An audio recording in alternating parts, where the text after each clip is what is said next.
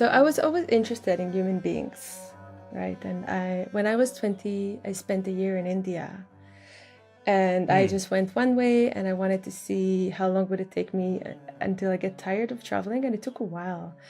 And I explored different. Where did you go? Tell me Oh where my you God, went. so Yeah. many places. I started with the famous places, right, where tourists go through north and then Goa. And then I had this whole Buddhist phase where I went to monasteries and stayed there for a few months and Okay. discovered meditation. Then I started going to tribal areas near Kolkata.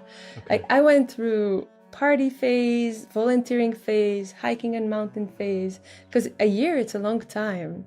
And at some point, it felt like my hands are starting to itch. Like I had too much energy. And I was like, okay, I think I'm done reading books and getting into conversations with people. Like I want to do something, but I wasn't really sure what it is.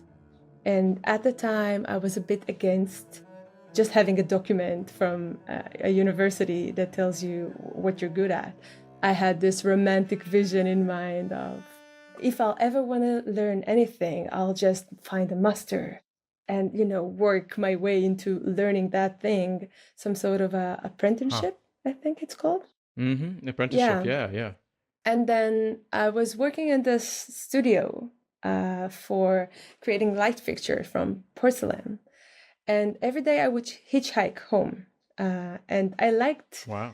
engaging into conversations with strangers. That's something that I still do. It's even the name of my show. It's called Go Out and Talk to Strangers because it's part of my life Okay. philosophy. It always exposed me to new Uh-huh. views. And one day, someone kind of like planted this idea in my head. She's like, you don't have to get a degree, but maybe just take a class in something that you find interesting. And then it stayed with me. What do I find interesting? What do I find interesting? And architecture came to mind because my mom co-founded an ecological farm in Israel, educational farm. Okay. And I remember being very excited about sustainable design, but it always Okay. seemed not enough. It's always a bit tired, it's not as pretty as normal houses. And I just thought that we can do that better in a sense that it's not a Okay. step down in like how we live. Maybe we can make it even better than standard houses. And then I realized that it's 5 years to become an architect. And I was so scared of that commitment. And a very wise friend of mine advised me just to start to do the first year and see how that goes. And I completely Mm. fell in love with architecture. Yeah. Why? Say what about it? I, it was just so magical to be able to create spaces.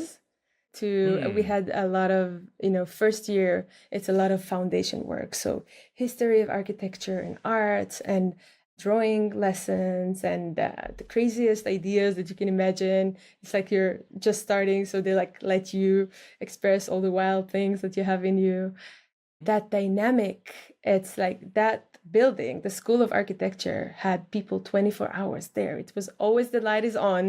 There was this collaborative spirit where you can always go to the third floor or to the first floor and talk to other people in 3 a.m.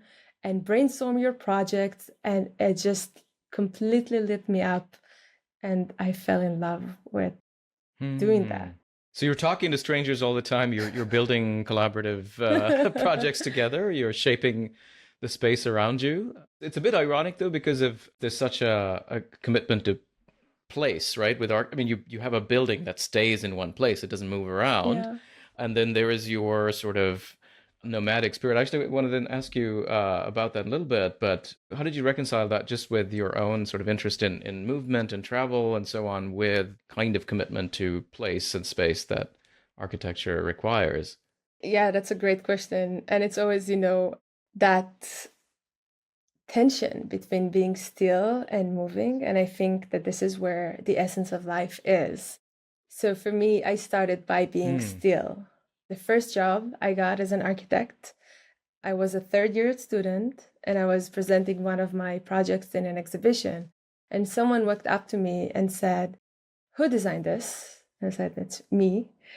And he gave me his business card and he told me, "Call me." And this is how I started to work. Wow. And Brandon, I was so excited to finally start a real job with real buildings and, not cardboard and like designed for real clients. And life happened, as I started to experience the reality outside of the academic world. It was so different. We did creative work just a little portion of our time, and then the rest of the time you're just drawings and bureaucracy. And that's good. We need that. That's part of the training. But I felt unfulfilled for such a long time. Then I moved into a smaller firm. So it took me 7 years to admit that this is not working for me. And I became a partner. It was a long time. Then a personal crisis happened in my life. Me and my partner, we decided to split, and a dear friend of mine passed from cancer. At that point, I was changing apartments in Tel Aviv. I'm from Israel originally, all the time. And it just felt like the city is trying to push me away, right? It was a 24-hour construction site in one apartment. Then I'd moved to a different one, and there was a club on the weekend that makes the building shake. And I just felt like enough is enough. I don't know what I'm going to do next, but it's definitely not living the same day over and over again. I'm going to sell all my belongings and get a one-way ticket to Japan. And I did. Wow. And this is how I started. Why Japan? Oh, why not? It's like I was so fascinated by Japan and Japanese culture. And I think that deep down, I just wanted to be somewhere that is so radically different from everything I know and everything I ever experienced. Even the letters, you can't even read the letters. It's just something that is so radically different. That was the beginning of my journey. How long were you in Japan? The maximum visa. So you get 90 days. On the 87th day, I was like, okay, it's time to go somewhere else. What did you do there? How did you so you mean you've come from this crisis, you've moved to a totally alien environment where did you speak the language at all, or how did you navigate? Nothing. How did you get? Yeah. So what was it like? Oh man, it was feeling alive again. After being in an office environment for so long, under the fluorescent light with a fixed temperature, just in front of the screen, like you don't touch anything, you just touch keyboards or a little bit of paper, but it's a very uninspiring environment for creative people. And all of a sudden I was in Tokyo for I stayed there 5 or 6 weeks, and every day I would choose a spot on Tokyo's map that I haven't been to before, just go there and wander around for hours without having a specific destination. And that act of immersing yourself in a new environment, meeting people and getting to know places and visiting, incredible spaces like only Tokyo can offer, really, was just an experience of going back to my senses, to my body. I felt alive again. But again, I was still so confused about what's next for me. It's not that I knew that I'm going to do what I do now.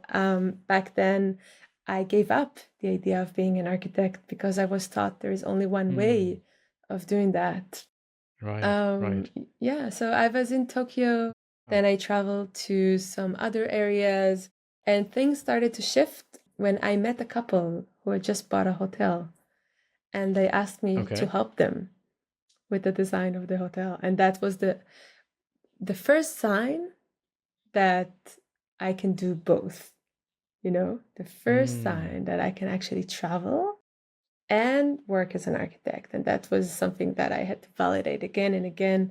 So what did you build? Because this led you to create something. Yeah. So they just bought a hotel and they wanted to renovate it. They had this idea, this plan to cancel the lobby and the common areas and create more rooms. Sounds great, right?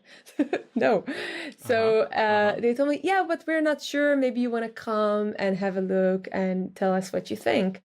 So I went there, and what they did, the lobby, well, it did not did it. It's just the way the building was structured, is that the layout, all the public areas were behind closed doors. So you can't see them.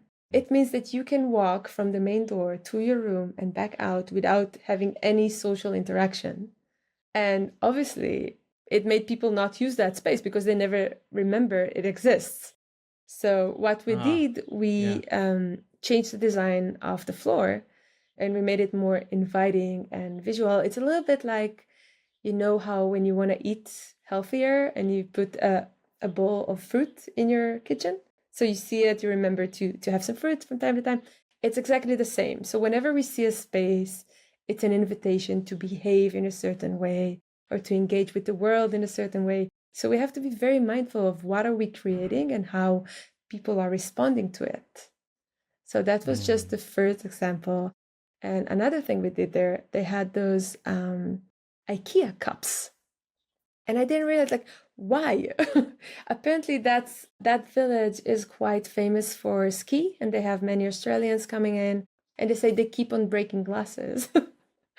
Oh, I And see. they didn't want to get the expensive ones. And I said, no, like Uh-huh, this, uh-huh. there's no way we're going to use that. We went to secondhand stores and we found in Japan, you can find the most beautiful secondhand sets of teacups in those big Hmm. wooden boxes. And it's just like $1 or two, it's insane. Wow. And it's Wow. like, okay, we're getting rid of everything that is like not local. Like, I don't mind if it breaks, we'll go back and we'll buy more. But we have to deliver an experience of being in Japan. Hmm. Yeah, what that led to, did you feel that was successful, and what did that lead you to build after? So that was great. I left them with the instructions and blueprint and some aesthetics instructions. And then I kept traveling. And about a year later, they messaged me and they said, you wouldn't believe the lobby is full all the time. Like there are people using it all the time. Wow. And I was Wow. just like, this is great. But at that time, I thought it's just a one-time thing. So I kept on traveling in Yeah. Japan. And at some point, I couch surfed somewhere in front of the art islands. And it's a funny story, right? So this couple, they used to live in San Francisco and now they're back in Japan. And they have this vision where they want to, there's a phenomena where villages are getting abandoned because of young people moving to the Hmm. cities. And they wanted to bring back that age group back to the village, back to live there. And they were trying to convincing the city hall to allow them to use this beautiful seafront building that used to be a hospital. When they Hmm. realized that I'm an architect, they asked me if I'm willing to do a consulting session with them and to record it so they can present it to the city hall. So we did that. Uh-huh. That's the second time that I'm already using my skills as an Yeah. architect. So when I arrived in Thailand, I decided to run an experiment. I posted on a local Facebook group, hi, I'm Adi, I'm an architect. I'm going to be here for a few weeks. Just let me know if you need anything. And people reached out and I was completely mind blown. I didn't even have a website back then. Wow. Yeah, I guess I Wow. was Wow. onto something. I wasn't really sure Uh-huh. what back then, but it became clearer and clearer with time. So there is this group of global citizens, of location independent people, and they're seeking to create something that has both this global spirit of freedom, but also something that is very respectful towards the local heritage and culture. Hmm. And when they're looking for an architect, they're looking for someone who understands both worlds. And Hmm. that was me for some of them. And then I made my part of the deal, which is I had a website planned and I started spreading the word wherever I went. And also, I needed to change. You asked, how does it work, right? Because buildings, it takes time and usually you have to stay there for a few Yeah. years. So I had to find which part of architecture can I do on the go or can I specialize in? Hmm. And obviously, also my license does not apply globally, right? That's another Yeah. thing. Right. Right. Right. So Right. basically, it's the same model as the biggest firms in the world are using concept development and then collaboration with a local firm that does execution and licensing. Hmm.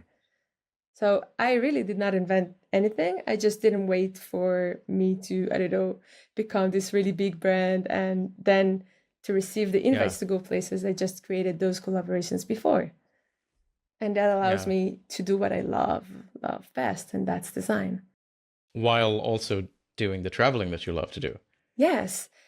So let me ask you, just going back to Japan, because you've grown up. I mean, and again, I don't know when you mentioned you were traveling with your parents, was it in Israel or were you traveling around the world or what was Oh, that like? I'm just curious to know how mhm. you reconciled aesthetic styles and because they're so culturally specific, right? The things that we're used to in a particular culture might be very different from what others in different cultures find aesthetically pleasing. And so when it comes to design, did you find that to be a challenge or, moving from Israel to Japan, what was that like? So I'm just really curious to how that played a role. Yeah, absolutely. Great question. I no, I never left Israel before that trip to India. Hmm. We were just Wow. traveling in Israel and mostly in nature. But you know what? I do think that we have different aesthetics with different cultures, but we also have subconscious tendencies as human beings. And there are some patterns Hmm. that we all respond to because of the way we evolved. And when we design, we accommodate those, right? We always have to add the local layer, but Yeah. underneath that, the aesthetic DNA of human beings is kind of similar. Do you agree? Well, give me an example. So, I mean, I think you talked about the fruit bowl as being a kind of way in which the space we're in almost forces us to respond a certain way, or the lobby, Mm-hmm. right, where you create an open space that forces people to come to. Yeah. What are the other kinds of examples that you've used? Oh, so many. So let's talk about an experience that everyone knows. For example, going into a supermarket. You feel overwhelmed, Hmm. you turn right. You stick to a wall. Hmm. That's something that we all do because that's safer. And we behave differently in spaces that we know and we don't know. And whenever you look at a public space and you can see where people are spending time with, there's an incredible documentary, I think it's from the 60s, called The Social Life of Small Urban Spaces. Have you watched it? No, No, no. it's wonderful. They're so insightful about how people behave in spaces and how they interact with each other and what they enjoy doing and what is that Hmm. sense of agency that people have in a space and how they respond to the sun or sitting in the sun or having some shade.